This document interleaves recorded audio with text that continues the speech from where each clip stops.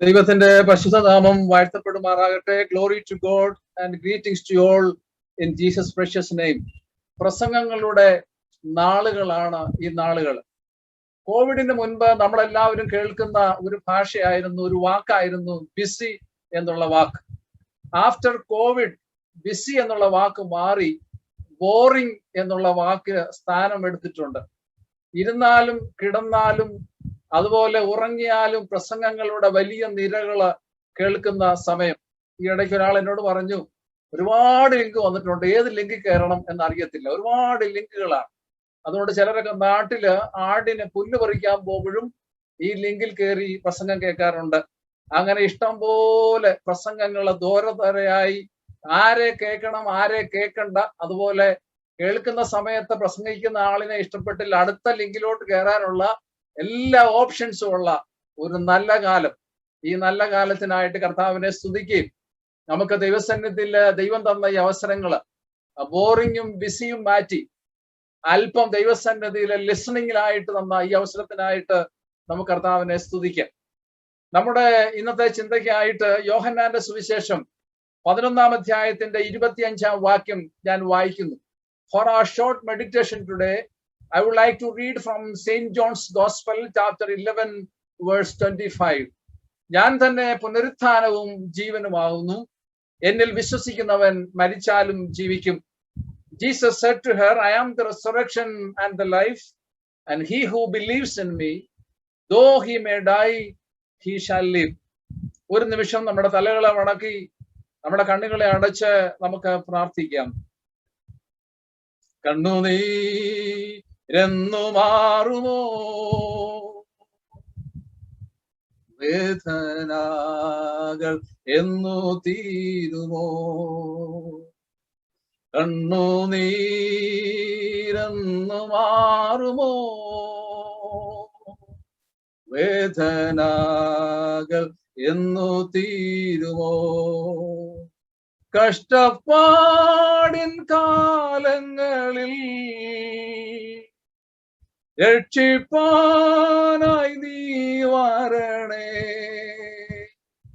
കഷ്ടപ്പാടിൻ കാലങ്ങളിൽ രക്ഷിപ്പാനായി നീ വരണേ,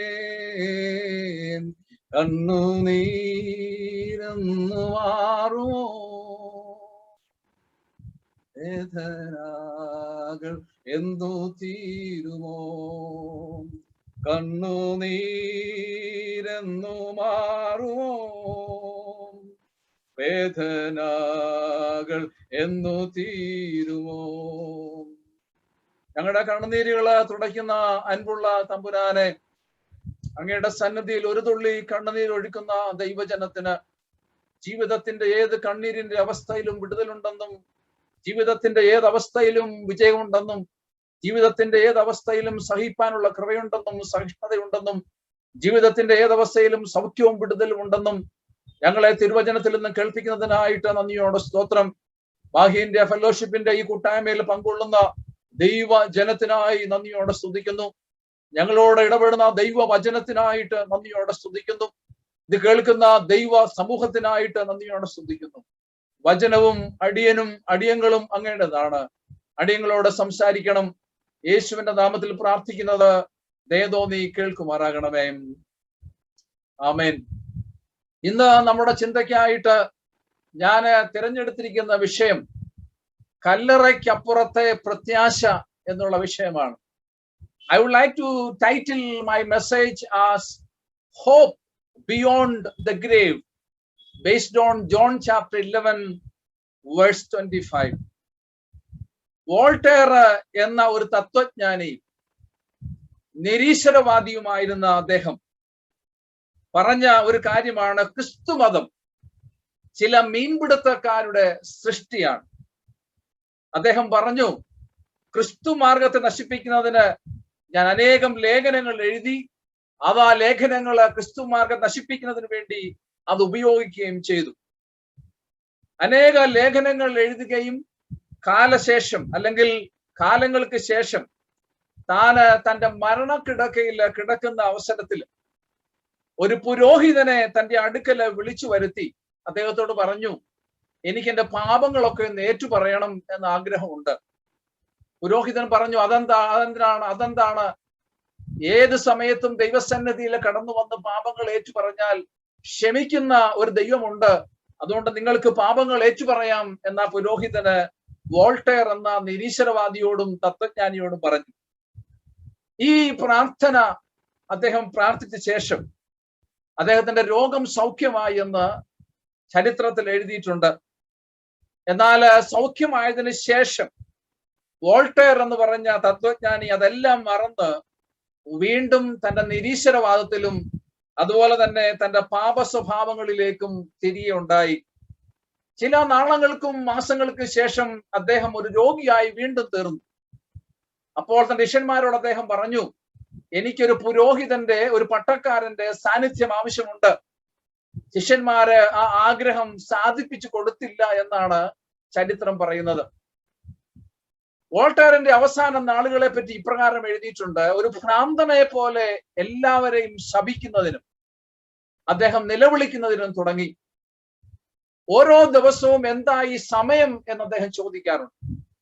തന്റെ ജീവിതത്തിന്റെ അവസാനത്തിങ്കൽ സമയം എന്തായി എന്ന് വോൾട്ടയർ ശിഷ്യന്മാരോട് ചോദിച്ചപ്പോ ശിഷ്യന്മാരോട് പറഞ്ഞു, അർദ്ധരാത്രിയായി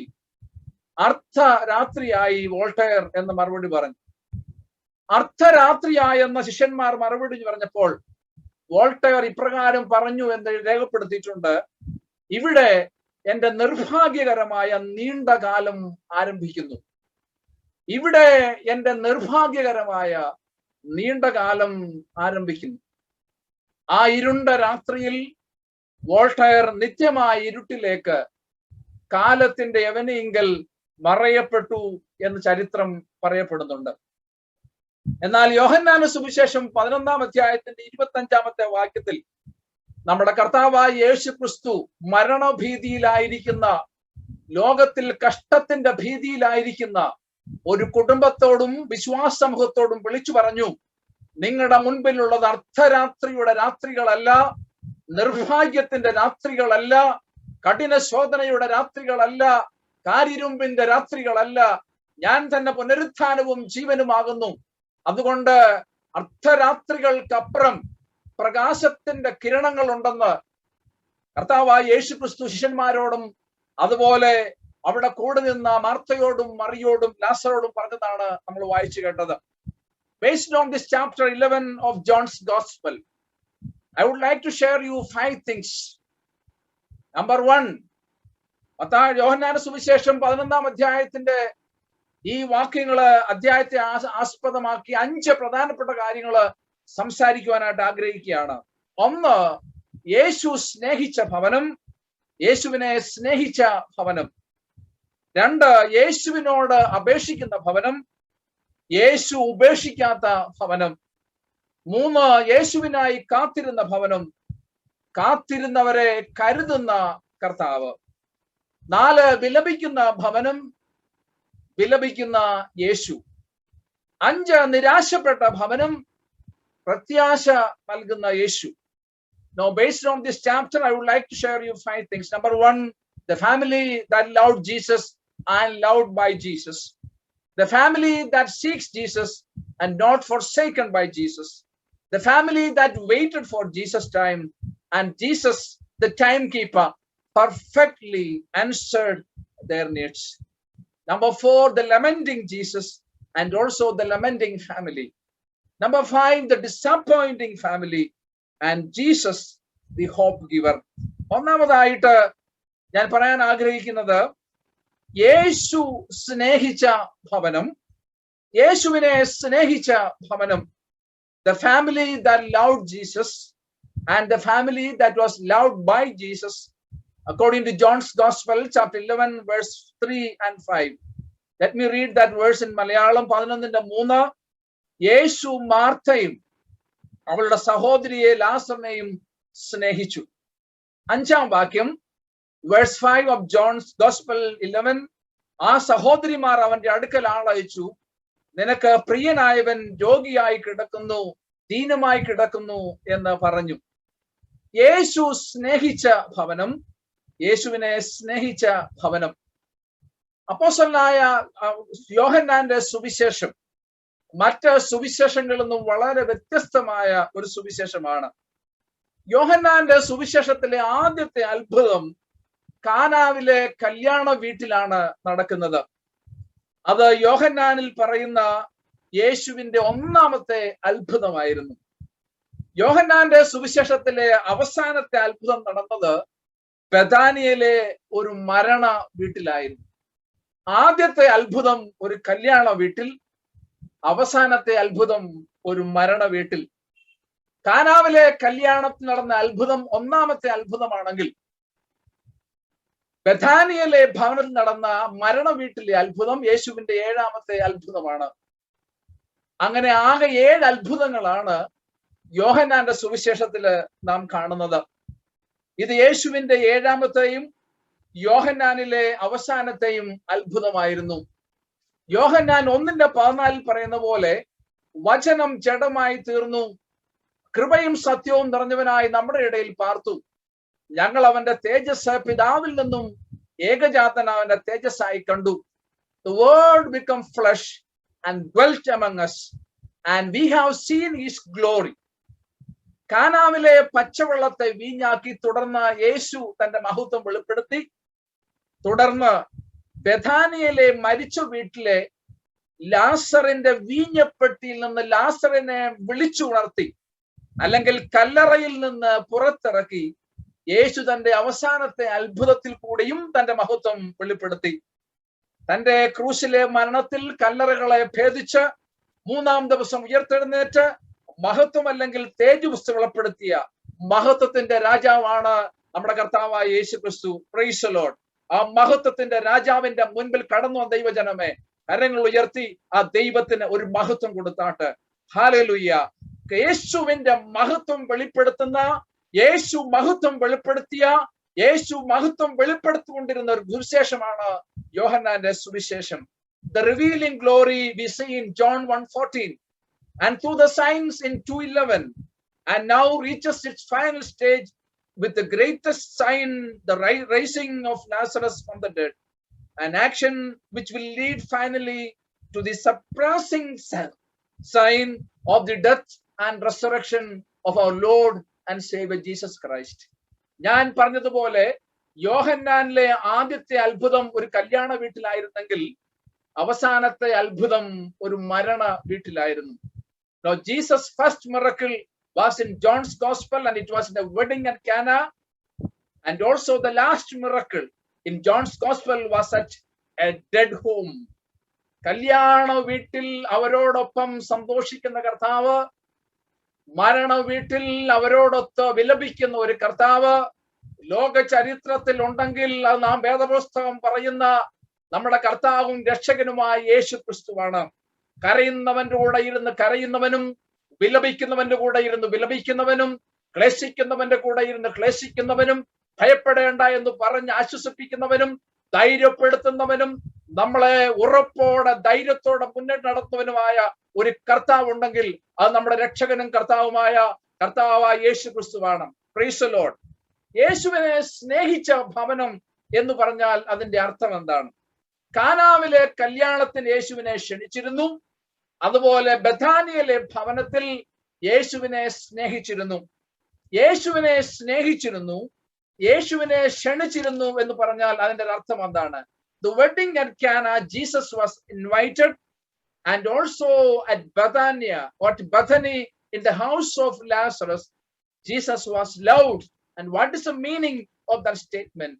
Jesus loved that family, and that family loved Jesus Christ. Answer number 1, inviting Jesus means what? യേശുവിനെ സ്നേഹിക്കുക എന്ന് പറഞ്ഞാൽ അതിന്റെ അർത്ഥം എന്താ? യേശുവിനെ ക്ഷണിക്കുക എന്ന് പറഞ്ഞാൽ അതിന്റെ അർത്ഥം എന്താ? അതിന് യോഹന്നാൻ തന്റെ ഭാഷയിൽ ഉത്തരം നൽകിയിട്ടുണ്ട്. Now John's gospel is giving an answer from his own gospel. What is the meaning of loving Jesus and what is the meaning of inviting Jesus?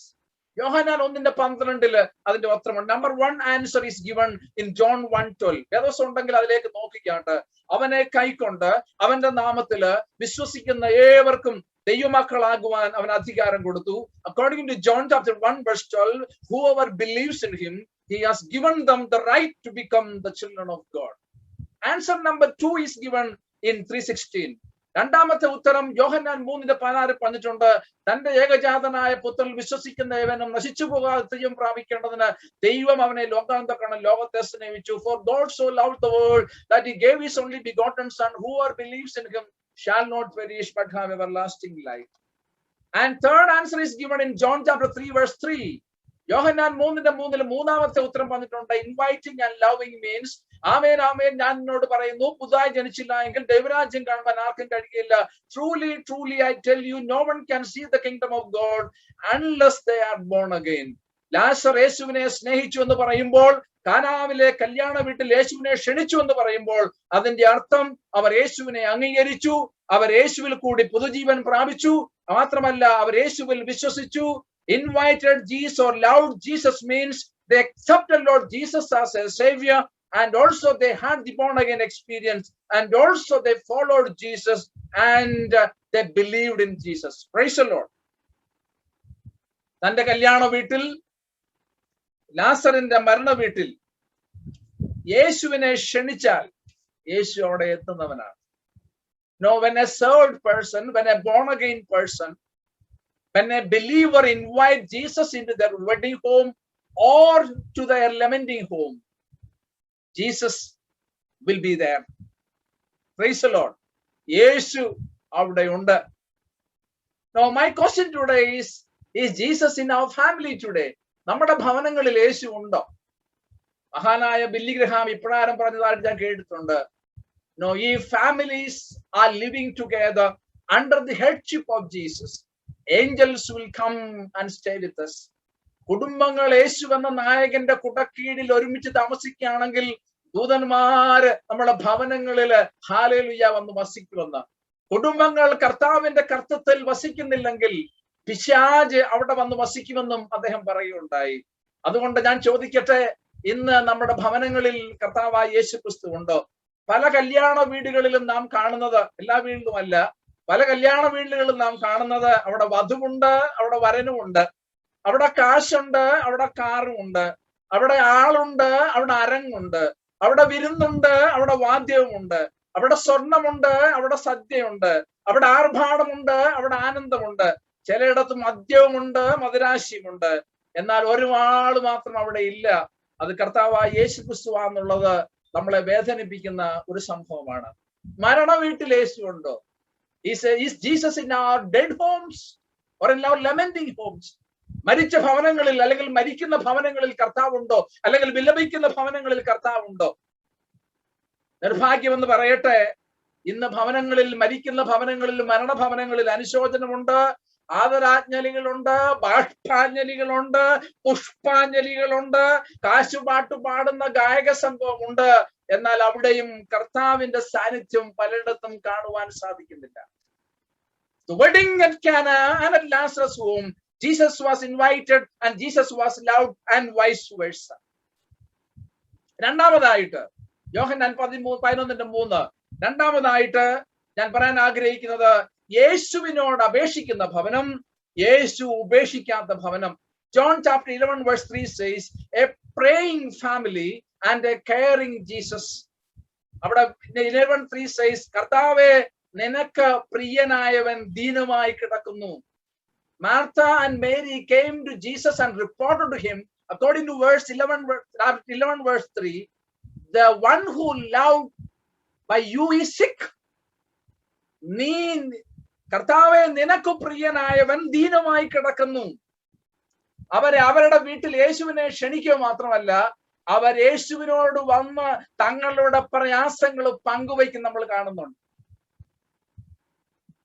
അവർ യേശുവിന്റെ അടുക്കൽ വന്ന് അവരുടെ ഭാരങ്ങൾ പങ്കുവയ്ക്കുന്നു. Now what is prayer? In simple meaning, in the words of Martha and Mary, prayer is simply sharing what is troubling you. പ്രാർത്ഥന എന്ന് പറയുന്നത് നിന്നെ ഭാരപ്പെടുത്തുന്ന, എന്നെ ഭാരപ്പെടുത്തുന്ന, നമ്മെ ഭാരപ്പെടുത്തുന്ന വിഷയങ്ങള് ദൈവസന്നിധിയിൽ കൊണ്ടുവന്ന് യേശുവിനോട് പറയുക എന്നുള്ളതാണ് അതിന്റെ simple ma'am. Not the wedding at Cana and at the sick home.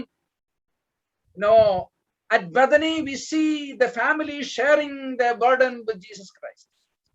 തന്റെ ഗിരിപ്രഭാഷണത്തിൽ യേശു തമ്പുരാൻ ശിഷ്യന്മാരോട് പറഞ്ഞു, അന്വേഷിപ്പീൻ കണ്ടെത്തും, മുട്ടുവീൻ തുറക്കപ്പെടും, യാചിക്കുന്ന ഏവനും ലഭിക്കും. At the Sermon on the Mount, Jesus said, ask and shall be given, seek you shall find, and knock the door shall be opened.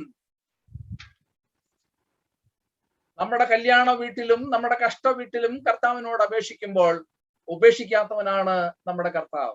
No, യേശു ഒരു കാര്യം ശിഷ്യന്മാരോട് പറഞ്ഞു. John 16:23 and 24.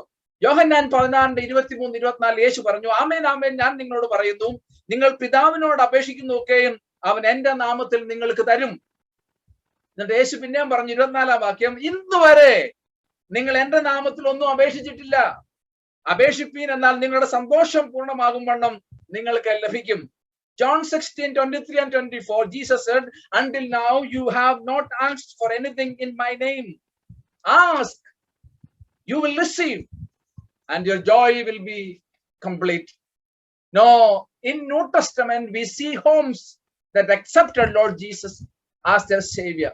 പുതിയ നിയമം പഠിക്കുമ്പോൾ ഏകദേശം 10ഓളം ഭവനങ്ങളെ നമ്മൾ കാണുന്നുണ്ട്. യേശുവിനെ സ്വീകരിച്ച, യേശുവിനെ ക്ഷണിച്ച, യേശുവിനെ സ്നേഹിച്ച, യേശുവിനാൽ സ്നേഹിക്കപ്പെട്ട 10ഓളം ഭവനങ്ങൾ കാണുന്നുണ്ട്. ഒന്നാമത്തെ ഭവനം പത്രോസിന്റെ ഭവനം, മത്തായി 8. രണ്ടാമത്തെ ഭവനം മത്തായിയുടെ ഭവനം, മത്തായി 9. മൂന്നാമത്തെ ഭവനം കുഷ്ഠരോഗിയുടെ ഭവനം, മർക്കോസ് 14. 4 ലാസറിന്റെ ഭവനം, നമ്മളിപ്പോൾ വായിച്ചത് യോഹന്നാൻ 11. 5 പരീശ പ്രമാണിയുടെ ഭവനം, ലൂക്കോസ് 14. സക്കായുടെ ഭവനം, ലൂക്കോസ് 19. കാനാവിലെ ഭവനം, ലൂക്കോസ് 2. പെസഹ ഭവനം, ലൂക്കോസ് 22. എമ്മൗസിലെ ഭവനം, ലൂക്കോസ് 24. യേശുവിനെ അംഗീകരിച്ച ഈ ഭവനത്തിൽ യേശു കടന്നു വന്ന് അവരെ കരുതിയിട്ടുണ്ട്, അവരെ സ്നേഹിച്ചിട്ടുണ്ട്, അവരെ ആശ്വസിപ്പിച്ചിട്ടുണ്ട്, അവരെ രൂപാന്തരപ്പെടുത്തിയിട്ടുണ്ട്, അവരെ ധൈര്യപ്പെടുത്തിയിട്ടുണ്ട്, അവരെ ഉറപ്പിച്ചിട്ടുണ്ട്, അവരെ സൗഖ്യമാക്കിയിട്ടുണ്ട്. Price the Lord. ഞാനും നിങ്ങളും അപ്രകാരം ചെയ്യുന്നുവെങ്കിൽ അത് നമ്മുടെ ജീവിതത്തിലും സംഭവിക്കുന്നു. The family that is invited, the family that communicated their needs to Jesus was answered and also was fulfilled by Jesus Christ. യേശുവിനെ സ്വീകരിച്ച ഒരു അമ്മ, അമ്മയ്ക്ക് 12 മക്കളായി, 12 children. A mother who loved Jesus. Now in her family she had 12 children, 12 മക്കളുള്ള ഒരു അമ്മ. ആ അമ്മ തന്റെ പള്ളിക്കാരോടും കൂട്ടായ്മക്കാരോടും പറഞ്ഞു, എന്റെ മകന് വേണ്ടി പ്രാർത്ഥിക്കണം കേട്ടോ, പ്രേ ഫോർ മൈ സൺ. അപ്പൊ അവര് ചോദിച്ചു, അമ്മയുടെ മോൻ എന്ത് പറ്റി? ഉടനെ പറഞ്ഞു, എന്റെ മോന്റെ പേര് ജോസഫ് എന്ന. നല്ല പേരാ മക്കൾ, നല്ല പേര് ജോസഫ്. വേദപുസ്തകത്തിലെ പേരാ മോനെ കൊടുത്തിരിക്കുന്നത്, പക്ഷെ അവന്റെ സ്വഭാവം ശരിയല്ല. അതുപോലെ ഒരുപാട് പേര് നമ്മൾ കാണുന്നല്ലോ, ഒരുപാട് തോമസ്, ഒരുപാട് ജെയിംസ്, ഒരുപാട് ജാക്കോ, ഒരുപാട് മേഴ്സി, ഒരുപാട് എല്ലാ പേരുകളൊക്കെയാ. പക്ഷെ അമ്മച്ചി പറഞ്ഞ പോലെ ഈ പേരിനനുസരിച്ചൊന്നും അല്ല പെരുമാറ്റങ്ങൾ. ഈ അമ്മ പറഞ്ഞു, എന്റെ മോന്റെ പേര് ജോസഫ് എന്നാ, പക്ഷെ അവന് 2 പ്രശ്നമുണ്ട്. ഒന്ന്, അവനൊരു ബാർ ഹോട്ടലുണ്ട്. 2, അവൻ ബാറിൽ പോയി വെള്ളം അടിക്കുന്നത്. അതുകൊണ്ട് നിങ്ങൾ എനിക്ക് വേണ്ടി ഒന്ന് പ്രാർത്ഥിക്കണം, എന്റെ മോന് വേണ്ടി പ്രാർത്ഥിക്കണം. പ്രാർത്ഥിക്കേണ്ട 2 വിഷയം. 1, അവന്റെ വെള്ളമടി നിർത്തണം. 2, അവന്റെ ബാർ ഹോല് പൂട്ടണം. എന്റെ അമ്മച്ചി, അത് വലിയ പ്രശ്നമാണെന്നല്ലോ അമ്മച്ചി. ഒരു പ്രശ്നമല്ല മോനെ, നമുക്ക് നമ്മുടെ കർത്താവിനോട് ഈ വിഷയം എന്ന് പറയാം. ഈ ജോസഫിനോട് അമ്മ വിളിച്ചു പറഞ്ഞു, നിനക്ക് വേണ്ടി ഞങ്ങൾ പ്രാർത്ഥിക്കുക. ജോസഫ് പറഞ്ഞു, അമ്മ എങ്ങനെ നിന്ന് പ്രാർത്ഥിച്ചാലും ഞാനിത് വിടത്തില്ലെന്ന് പറഞ്ഞു.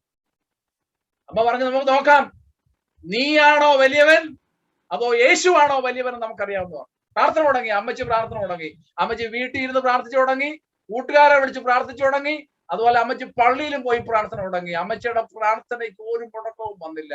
വർഷങ്ങൾ കഴിഞ്ഞ് ഈ ജോസഫ് എന്ന് പറഞ്ഞ ആള് കള്ളുകുടിയും നിർത്തി, വെള്ളമടിയും നിർത്തി, മാത്രമല്ല കോടികളുടെ വരുമാനം വരുന്ന തന്റെ ബാർ ഹോട്ടലായ ആ ബാർ ഹോട്ടലിന്റെ പേര് കാവേരി ബാർ എന്നായിരുന്നു. കാവേരി ബാറും അടച്ചു പൂട്ടിച്ചു. ഒരൊറ്റ അമ്മച്ചിയുടെ പ്രാർത്ഥന. നിന്റെ കുടുംബത്തിൽ യേശു ഉണ്ടെങ്കിൽ, നമ്മുടെ കുടുംബത്തിൽ യേശു ഉണ്ടെങ്കിൽ, കണ്ണുനീരിനെ മറികടക്കാത്തവൻ പ്രാർത്ഥന കേൾക്കുന്നവൻ.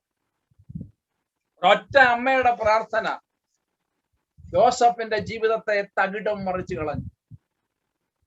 ഈ കോവിഡ് കാലത്ത് ഞാൻ ചോദിക്കട്ടെ, നമ്മുടെ ഭവനങ്ങളിൽ യേശു ഉണ്ടോ? Do we have Jesus in our home or do we communicating our needs to home? ഇന്ന് ഒരുപാട് കുടുംബങ്ങളിൽ ഓൺലൈൻ എഡ്യൂക്കേഷൻ നടന്നുകൊണ്ടിരിക്കുക. കമ്പ്യൂട്ടറിന്റെയും മൊബൈലിന്റെ ഒക്കെ അതിപ്രസരിപ്പ് നടന്നുകൊണ്ടിരിക്കുന്ന ഒരു കാലത്ത് നമ്മൾ ജീവിക്കുന്നത്.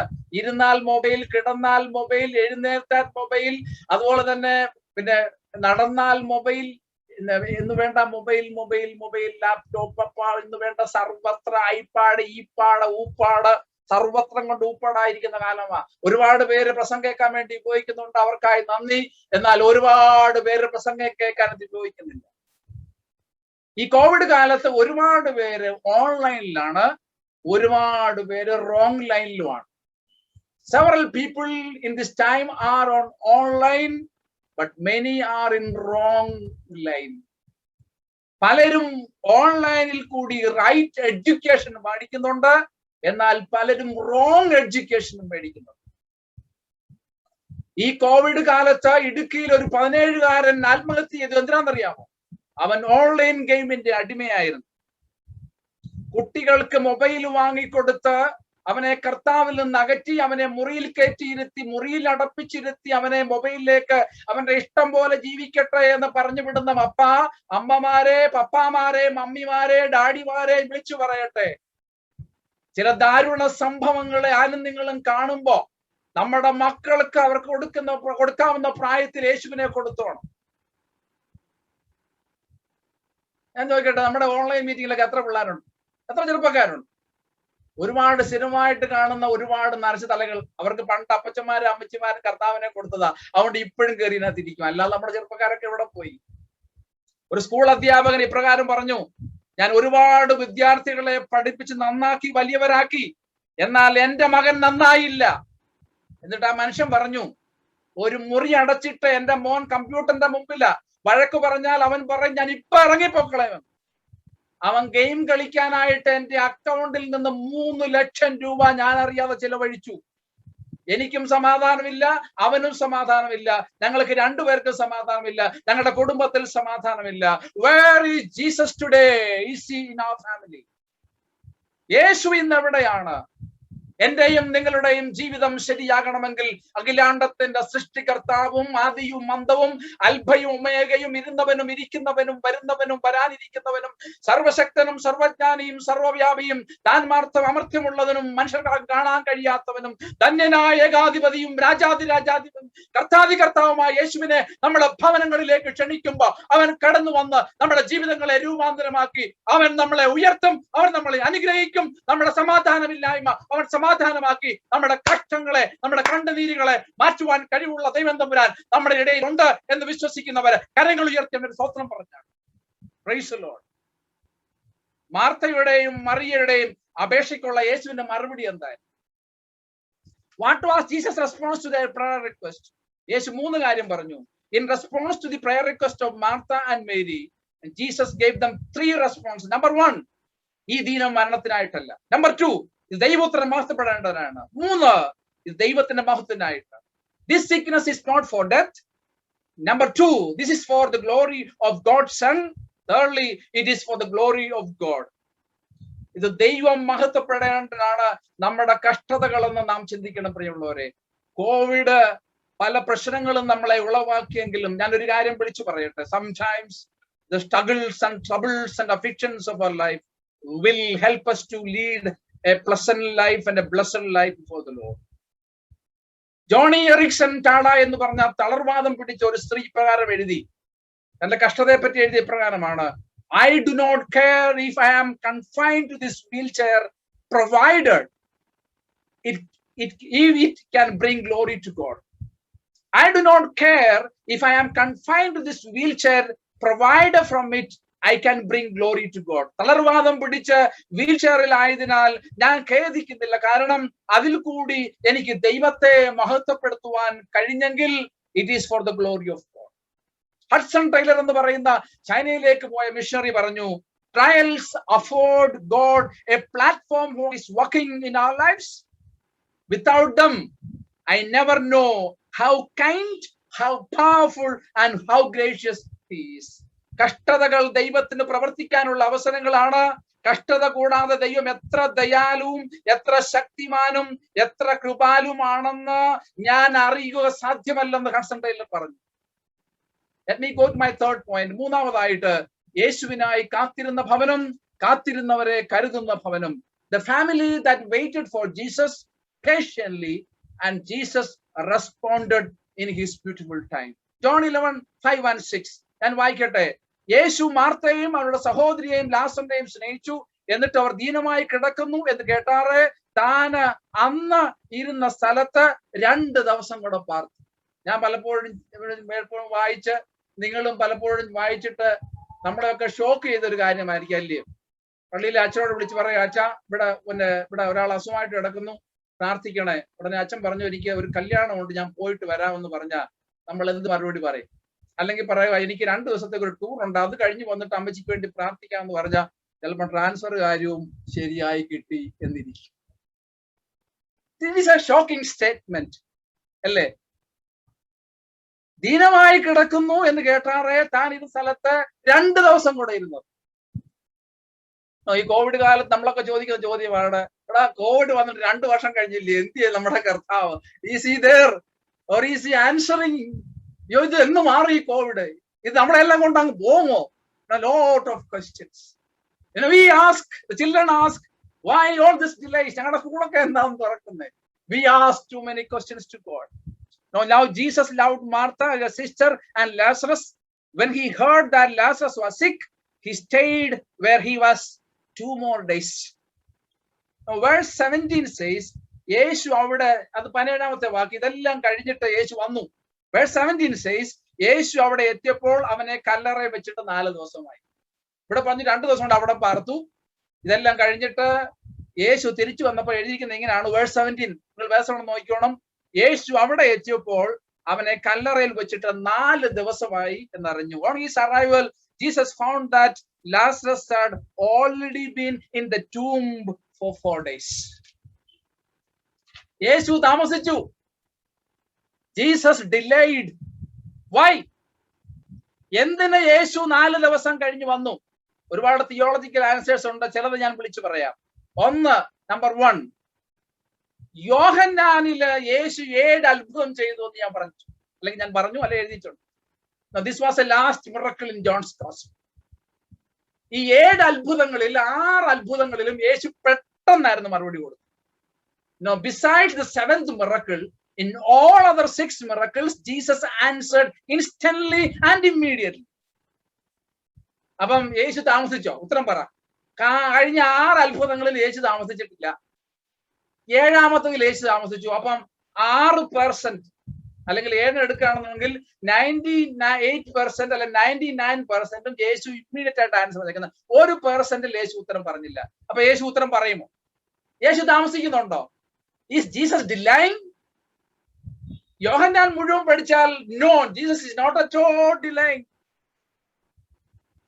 നമ്മൾ ഒരു വാക്യം എടുത്താണ് താമസിക്കുന്നേ. പണ്ട് പാട്ടുകാരൻ പാടിയതുപോലെ താമസമാമോ നാദാ വരാനായി എന്ന് പറഞ്ഞൊരു പാടത്തില്ല. എന്ന് പറഞ്ഞ പോലെ ഇത് ദൈവം എന്താ താമസിക്കുന്ന? Covid 2 വർഷമായില്ലേ? Why is delaying? The answer is it delaying? John's gospel in 99% says he's not at all delaying, because he has answered 6 miracles instantly and immediately. പക്ഷെ 7ാമത്തെ അത്ഭുതത്തിൽ യേശു 4 ദിവസം കാത്തിരുന്നു. 1ാമത്തെ അത്ഭുതം കാനാവിലെ കല്യാണം ഇൻസ്റ്റന്റ് ആയിരുന്നു. 2ാമത്തെ അത്ഭുതം രാജഭൃത്യന്റെ മകനെ സൗഖ്യമാക്കി, ഇൻസ്റ്റന്റ് ആയിരുന്നു. 3ാമത്തെ അത്ഭുതം 38 വർഷമായ പക്ഷപാതക്കാരനെ സൗഖ്യമാക്കി, അത് ഇൻസ്റ്റന്റ് ആയിരുന്നു. 4ാമത്തെ അത്ഭുതം 5 അപ്പം കൊണ്ട് 5000 പേരെ പോഷിപ്പിച്ചു, അതും പെട്ടെന്ന് നടത്തിയ അത്ഭുതമാണ്. 5ാമത്തെ അത്ഭുതം വെള്ളത്തിന്റെ നടന്നു, അത് പെട്ടെന്ന് നടന്ന ഉത്തരമാണ്. 6ാമത്തേത് കുരുടനെ സൗഖ്യമാക്കി. 7ാമത്തേത് ലാസറിന്റെ മരണം. യേശു താമസിച്ചോ? Did Jesus delay? Yeshu താമസിച്ചോ? The answer is not at all. But here in 1 miracle, Jesus delayed for 4 days. അതിനും യേശു ഉത്തരം പറഞ്ഞിട്ടുണ്ട്. What is the answer? Number 2, യേശു പറഞ്ഞു ഇത് മഹത്വത്തിനായിട്ട്. 2, യേശു പറഞ്ഞു ഇത് ദൈവപുത്രൻ മഹത്വപ്പെടാനായിട്ട്. 3, യേശു പറഞ്ഞ ഒരു പ്രത്യേക കാര്യമുണ്ട്. നിങ്ങൾ അവിടെ ഇല്ലാത്തതിനാൽ നിങ്ങളെ വിചാരിച്ച് സന്തോഷിക്കുന്നു, കാരണം നിങ്ങൾ വിശ്വസിപ്പാൻ ഇടയാകുമല്ലോ. So the answer is given.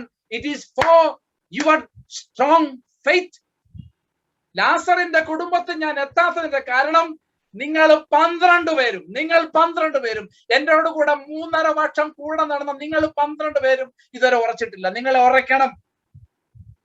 Covid 2 വർഷം കഴിഞ്ഞിട്ടില്ല, ഇപ്പോഴും നമ്മൾ ഭീരുക്കളായി കലങ്ങി മറിഞ്ഞൊക്കെ ഇരിക്കുകയല്ലേ അല്ലേ?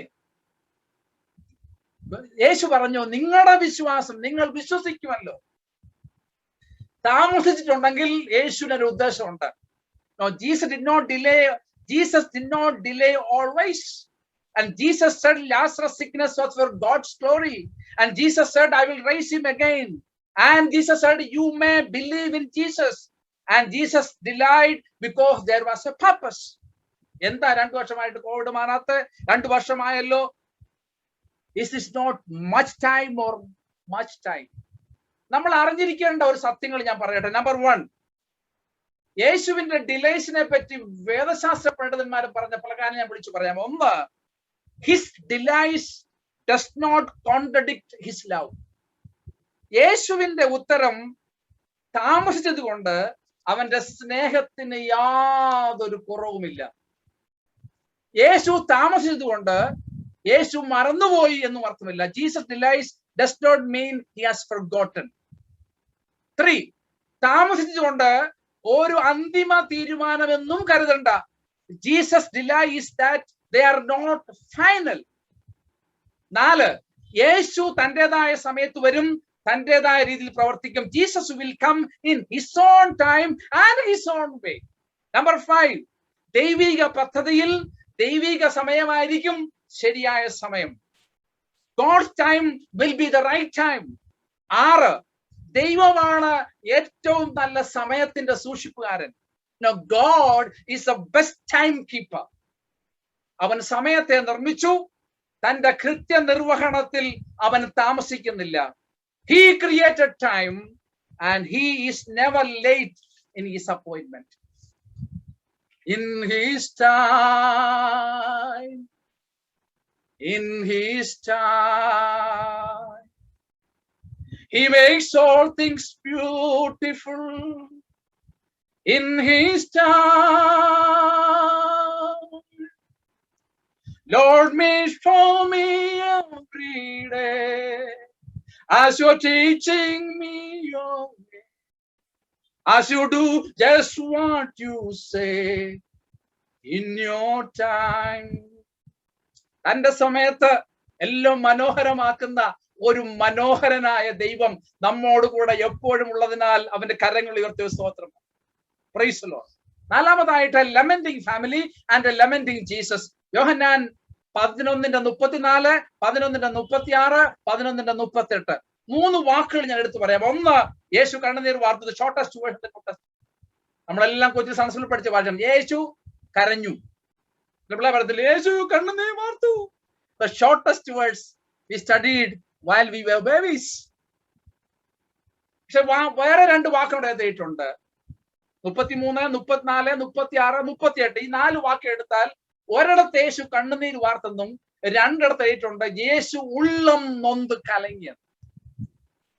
യേശു കണ്ണുനീർ വാർത്തു എന്ന് പറയുന്ന ഭാഗത്ത് മാർത്തയും മറിയയുടെയും കരച്ചിൽ കണ്ടാണ് യേശു കരഞ്ഞത്. എന്നാൽ ഉള്ളം നൊന്ത് കലങ്ങിയതിന് വേദശാസ്ത്ര പണ്ഡിതന്മാർക്ക് പല ഉത്തരങ്ങളുണ്ട്. Why Jesus wept and also why Jesus was troubled. No, വേദശാസ്ത്ര പണ്ഡിതന്മാർ പറഞ്ഞറിയാമോ? 1, യേശു അവിടെ ഹൃദയം നൊന്ത് കലങ്ങി എന്ന് പറയുമ്പോൾ അവിടെ കുറെ യഹൂദന്മാരുണ്ട്. 2 ഗ്രൂപ്പ് ഉണ്ടായിരുന്നു. 1 പരീശന്മാര്, അവര് പുനരുത്ഥാനത്തിൽ വിശ്വസിക്കുന്നവരാ. വേറെ ഗ്രൂപ്പിലുണ്ടായിരുന്നു പുനരുത്ഥാനത്തിൽ വിശ്വാസമേ ഇല്ല.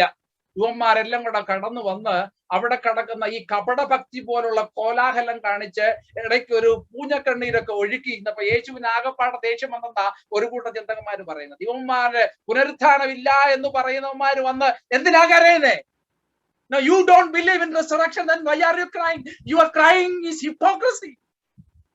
യേശു അവിടെ മനം നൊന്ത് കലങ്ങിയെന്ന ഒരു വർഷം പണ്ഡിതന്മാര് വന്നിരിക്കുന്നത്. ദൈവമേ, യുവന്മാരുടെ ഇടയിൽ വേണമല്ലോ ഞാൻ അത്ഭുതം ചെയ്യാൻ. ഇന്നും യേശുവിന്റെ അത്ഭുതങ്ങളെ വിശ്വസിക്കാത്ത കഠിന മനസ്സുള്ളവന്റെ കരച്ചിലുകളൊന്നും, അത് ഞാൻ പറയട്ടെ, അത് കപടഭക്തിക്കാരന്റെ മനസ്സിന്റെ തുല്യമാണ്.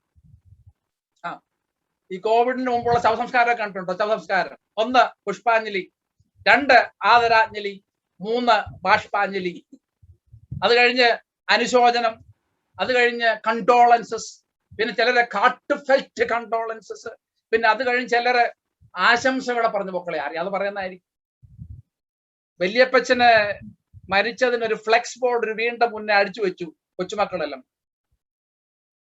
ഒരു കൊച്ചുമാൻ പോയി നോക്കിയപ്പോ പറഞ്ഞു, അപ്പ ഈ എന്റെ അപ്പനോടാ ചോദിച്ചത്, അപ്പൊ ഈ ഫ്ലെക്സ് ബോർഡിൽ അപ്പത്തിന്റെ താഴെ എന്തോ എഴുതി വെച്ചേ?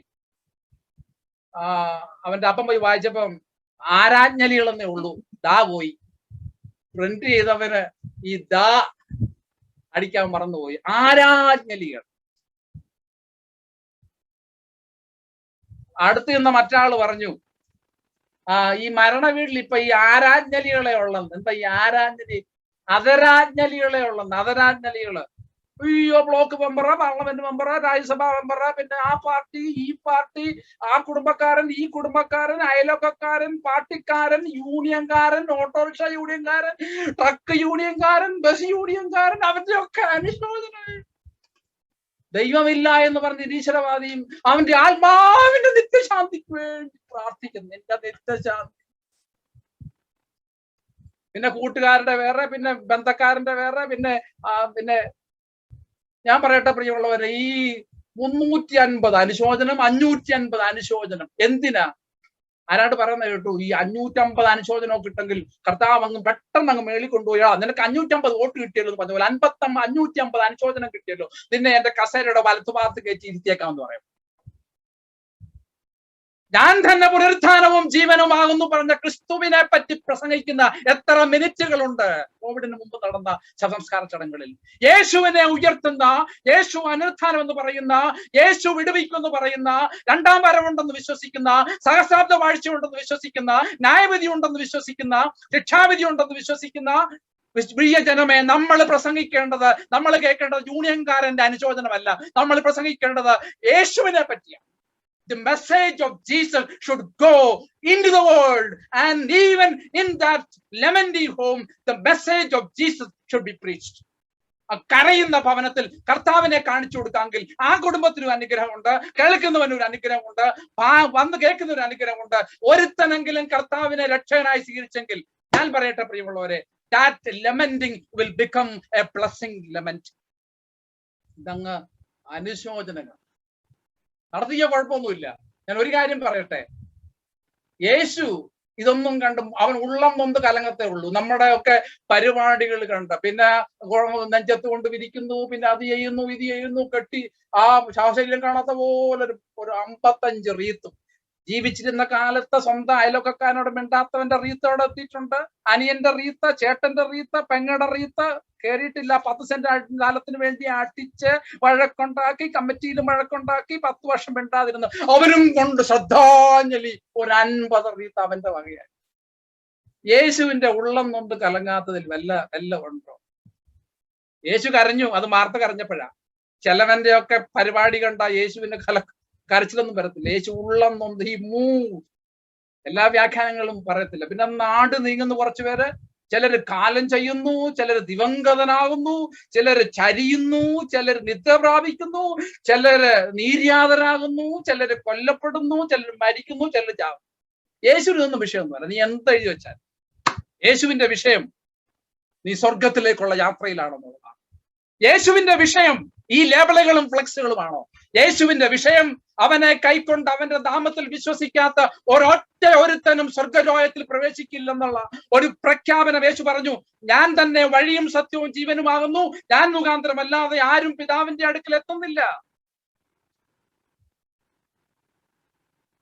യേശു കരഞ്ഞത് അതിന് അവസാനമായിട്ട് ഒരു നിരാശപ്പെട്ട ഭവനം, പ്രത്യാശ നൽകുന്ന ഭവനം. A disappointed family, but Jesus the hope giver.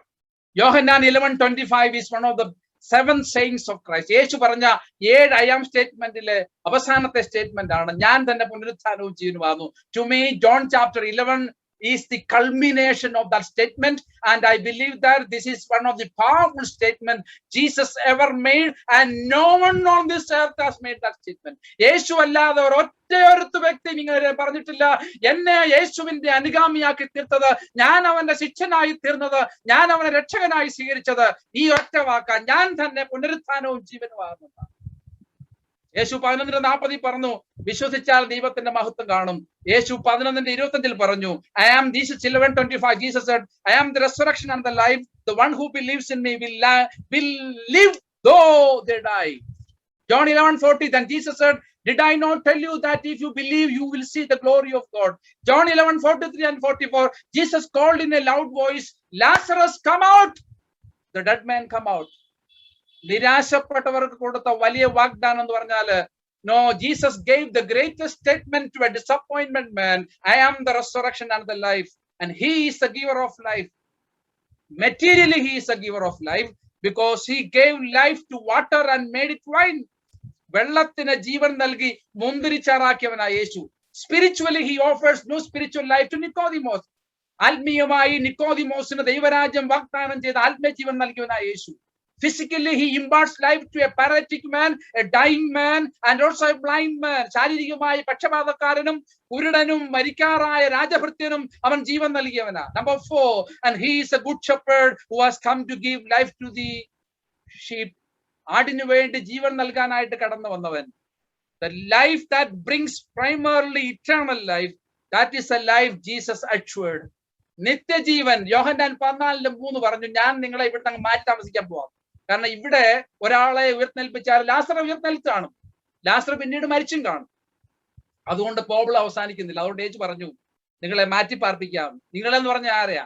വിശ്വസിക്കുന്നവരെ മാറ്റി പാർപ്പിച്ചാല് മരണത്തിനും കോവിഡിനും പരിഹാരമാകൂ എന്ന് പറഞ്ഞ് യോഹന്നാൻ 14:1 യേശു വീണ്ടും ആഡ് ചെയ്തു പറഞ്ഞു, നിങ്ങളുടെ ഹൃദയം കലങ്ങരുത്, എന്നിൽ വിശ്വസിപ്പീൻ, എന്റെ പിതാവിലും വിശ്വസിപ്പീൻ. എന്റെ പിതാവിന്റെ ഭവനത്തിൽ അനേക വാസസ്ഥലങ്ങൾ ഉണ്ട്, ഇല്ലെങ്കിൽ നിങ്ങളോട് പറയുമായിരുന്നു.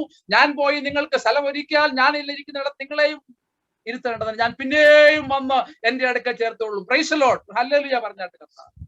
അത് ഒരിക്കലും നശിക്കാത്ത മാറ്റി പാർപ്പിക്കല. അത് ഭൂമിയിലല്ല, അത് പുതിയ ഭൂമിയിലും പുതിയ യെരുശലേമിലുമാ. ആ ഭവനത്തിന് വേണ്ടി കാത്തിരിക്കുന്ന ദൈവജനമേ, കർത്താവിന്റെ ഒരു സ്തോത്രം പറ.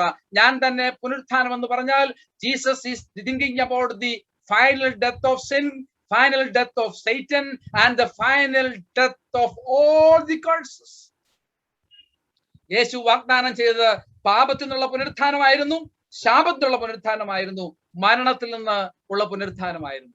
പാപ ശരീരവുമായി ഒരു പക്ഷേ ലാസർ ഉയർത്ത് കാണും, എന്നാൽ പുനരുത്ഥാനത്തിൽ രൂപാന്തരപ്പെട്ട ശരീരവുമായി ലാസറിനെ ഉയർത്താനായിട്ടാണ് യേശു വന്നത്. അതാണ് ഞാൻ തന്നെ പുനരുത്ഥാനവും ജീവിതവും എന്നുള്ള അർത്ഥം. അതുകൊണ്ട് ഞാൻ പറയട്ടെ പ്രിയമുള്ളവരെ, കോവിഡ് മാറി, ഇനിയും BP മാറി, ഷുഗർ മാറി, അറ്റാക്ക് മാറി, ക്യാൻസർ മാറി, നടുവേദന മാറി എന്ന് മാറും എന്നൊന്നും പാടണ്ട. ദൈവം നമ്മളെ മാറ്റി പാർപ്പിച്ചാലേ ഇതിന് അവസാനമുള്ളൂ. അതിനാ യോഹന്നാൻ 14:1 പറഞ്ഞത്, ഞാൻ ഇരിക്കുന്ന ഇടത്ത് നിങ്ങളും ഇരിക്കുമ്പോ കോവിഡ് മാറും, കണ്ണുനീര് മാറും, അറ്റാക്ക് മാറും, ബ്രെയിൻ ട്യൂമർ മാറും, എല്ലാം മാറും. ആ നല്ല നാടിനു വേണ്ടി നാം കാത്തിരിക്കണം പ്രിയമുള്ളവർ. ഈ കോവിഡ് കാലത്ത് തന്നെ ഷോക്ക് ചെയ്ത ഒരു ഭയങ്കര ശവസംസ്കാര ഞാൻ കണ്ടായിരുന്നു. ജിനു പയസ് എന്ന് പറഞ്ഞ 29 വയസ്സുള്ള ഒരു പെൺകുട്ടി, അവൾ വിവാഹം കഴിച്ച മഹേഷ്.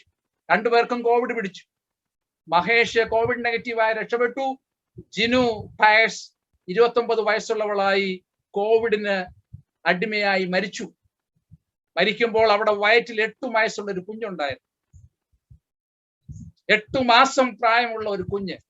ആ കുഞ്ഞിന് ജന്മം കൊടുക്കാനായിട്ട് വളരെ ആഗ്രഹത്തോടെ ഒരു കുഞ്ഞിക്കാല് കാണാനായിട്ട് ആഗ്രഹിച്ച മഹേഷും അതുപോലെ തന്നെ ജിനു പയസ് ഹോസ്പിറ്റലില് മരിക്കുന്നതിന് മുൻപ്, ഈ അമ്മ മരിക്കുന്നതിന് മുമ്പ് കുഞ്ഞിനെ എടുത്തെങ്കിലും കുഞ്ഞ് മരിച്ചുപോയി.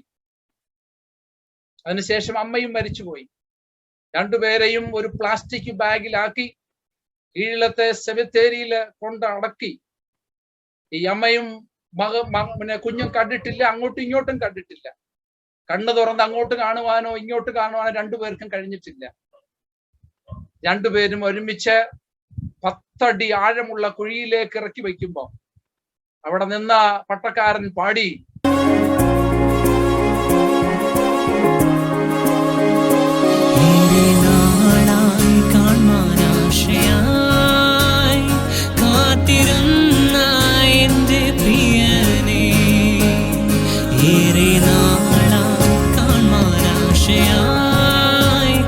കാത്തിരുന്ന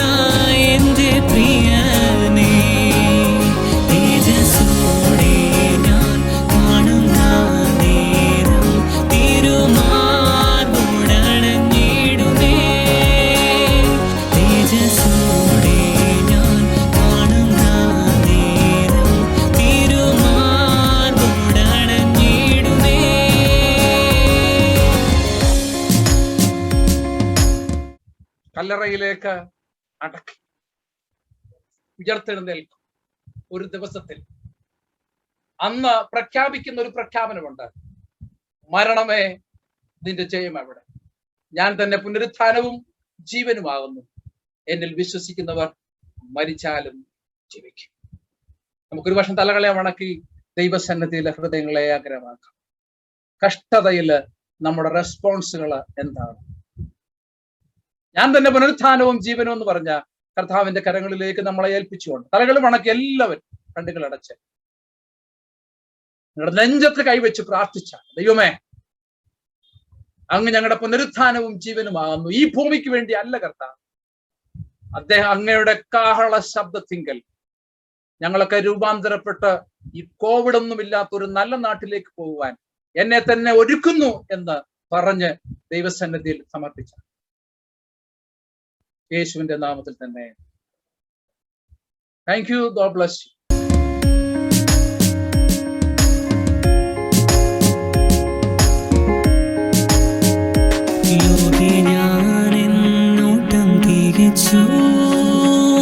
സ്വർഗേ വിരുദിനായി ലോകെ ഞാനെന്നോട്ടം തികച്ചു. സ്വർഗേ വിരുദിനായി പറന്നിടും ഞാൻ മറുരൂപമായി പരനേശുരാജൻ സന്നിധോ.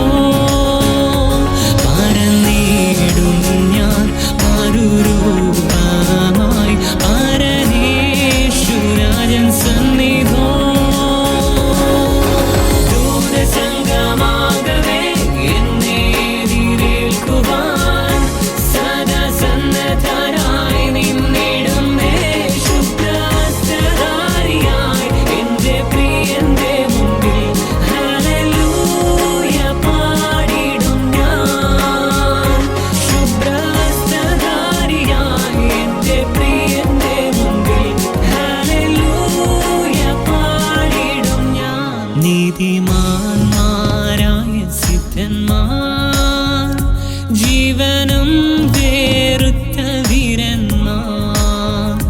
നീതിമാന്മാരായ സിദ്ധന്മാർ, ജീവനും വേറുത്ത വീരന്മാർ. വീണകളേന്തി ഗാനം പാടുമ്പോൾ നാമും ചേർന്നു പാടിയിടുമേ. ഗാനം പാടുമ്പോൾ നാമം ചേർന്ന് പാടിയിടുമേ. ദൂതസംഗമാകവേ എന്നെ എതിരേൽക്കുവാൻ സദാ സന്നദ്ധനായി നിന്നിടുമേ. ശുഭ്രവസ്ത്രധാരിയായി എന്റെ പ്രിയന്റെ മുമ്പിൽ ഹല്ലേലൂയ പാടിടും ഞാൻ.